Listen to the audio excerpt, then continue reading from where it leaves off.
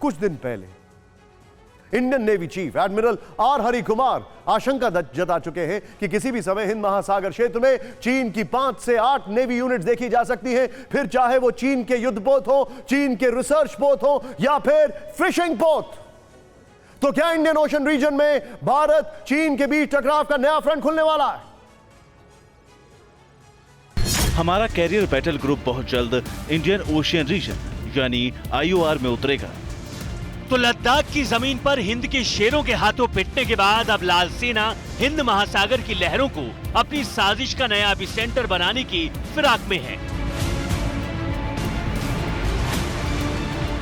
जब लद्दाख में दोनों देश हालात सामान्य करने पर राजी हो रहे हैं, तो फिर चीन की तरफ से हिंद महासागर को लेकर दी गई इस धमकी के मायने आखिर क्या हैं? क्या अब चीन के साथ हिंद महासागर में टकराव का नया फ्रंट खुलने वाला है? चीन लगातार हिंद महासागर में भारत के लिए चुनौती पैदा कर रहा है। ड्रैगन की नेवी पहली बार साल 2008-9 में पायरेसी रोकने के अभियान के तौर पर हिंद महासागर में उतरी और फिर वहीं डट गई। अब एक-एक कर बीजिंग हिंद महासागर से सटे देशों में अपनी तैनाती बढ़ा रहा है। ऐसे में यह बयान उसके नापाक मंसूबों का ट्रेलर रखता है। चीनी सिक्योरिटी ऑफिसर और मिलिट्री एक्सपर्ट ने कहा है, भारत को PLA कैरियर बैटल ग्रुप के लिए तैयार रहना चाहिए, जो जल्द ही हिंद महासागर में उतरने वाला है। भारत को ये समझना चाहिए कि हिंद महासागर में चीनी नौसेना अपनी गतिविधियों की फ्रीक्वेंसी में बढ़ोतरी करेगी। अब आपको बताते हैं कि कैरियर बैटल ग्रुप या कैरियर स्ट्राइक ग्रुप आखिर होता क्या है।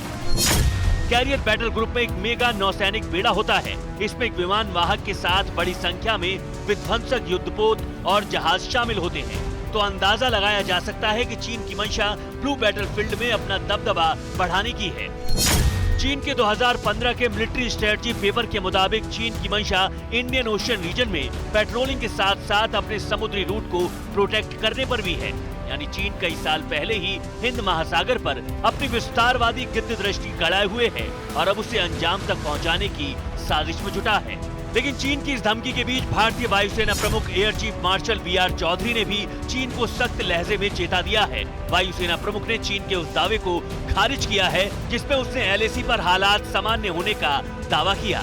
इसके जवाब में वायुसेना प्रमुख ने कहा, बीजिंग को सबसे पहले ईस्टर्न लद्दाख में सभी टकराव वाले फ्रंट से अपनी सेना को हटाना चाहिए और LAC पर यथास्थिति बहाल करनी चाहिए। हम लगातार चीन की चुनौतियों का जवाब देने के लिए अपनी तैयारियों को परख रहे हैं। साफ है, जिनपिंग आर्मी अभी लद्दाख में भी अपनी साजिशों का पहाड़ खड़ा कर रही है, तो दूसरी तरफ हिंद महासागर में चालबाजी कर चीन भारत के साथ जमीन, आसमान और जल में भी टकराव का नया फ्रंट खोलने का षड्यंत्र रच रहा है।